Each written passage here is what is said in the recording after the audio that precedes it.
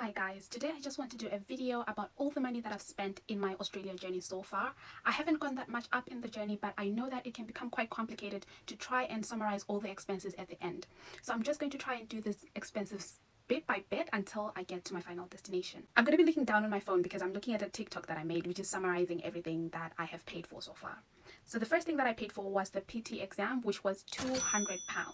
And you'll be pleased to know that I got 88 out of 90 in my PT exam. So if you want to write one of the English exams, I'd recommend going with the PTE because it seems to me like not a lot of people are passing the IELTS, which is quite saddening considering that people want quite a high score for their immigration. Now, the second thing that I paid for was the study material. I used what is called AP Uni, and for that I paid $32 which equates to £25. Okay, so at the end of the video I am going to add everything and tell you exactly how much all of that is. The third thing that I paid for was voice coaching. So I was worried about the AI not being able to detect my accent. The PT exam is completely AI and there is no human in the middle, which is good and also has its disadvantages. I was really worried about it not being able to pick up my accent, so I paid for some coaching which costed me £61.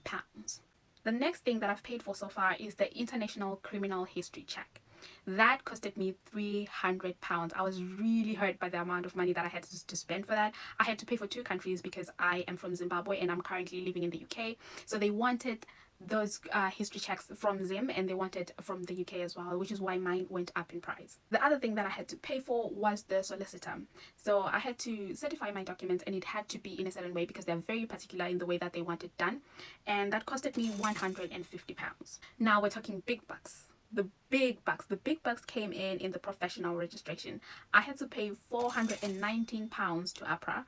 APRA is like the registration body for radiographers in Australia. The next one is also big bucks. So this one, I think a lot of people will have to pay it because it's the skills assessment, which is for everyone before you can be allowed to migrate to Australia.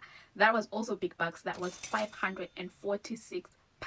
The next thing that I paid for was the professional membership. So I was registering to a body that needed to ensure that I was registered to a professional body in this country. So that costed me £25. That was quite optional because I could have just shown the eligibility and not have had to pay it, but I just decided it was safe to have some sort of backup from the Society of Radiographers anyway. The next one really hurt my feelings. The next one was the letter of good standing. So they wanted to ensure that I have not committed any crimes in the profession. So I had to give them the letter of good standing in the United Kingdom, which costed me £0.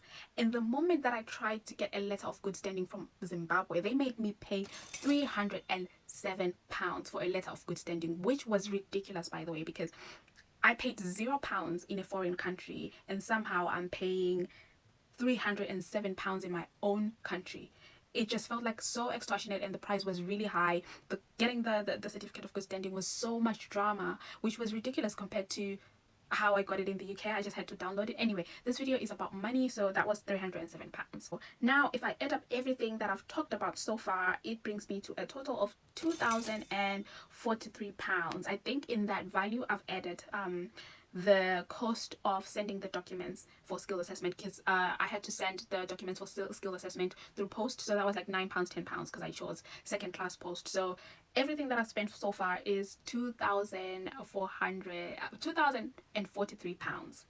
And that's just the beginning of the journey. I'm still to let you guys know whether I've been accepted or not, because this is not a sure thing. So you pay all this money and you don't know how it's gonna work out for you, which is a bit, it's very painful to think about. But like, I did not want to do a video after I've made a lot of progress because I wanted to be quite exact with the amounts that I share with you guys. I realized that a lot of the videos that when I was searching for that information, a lot of the videos, they couldn't really give us the exact figures because they were just that far into the journey.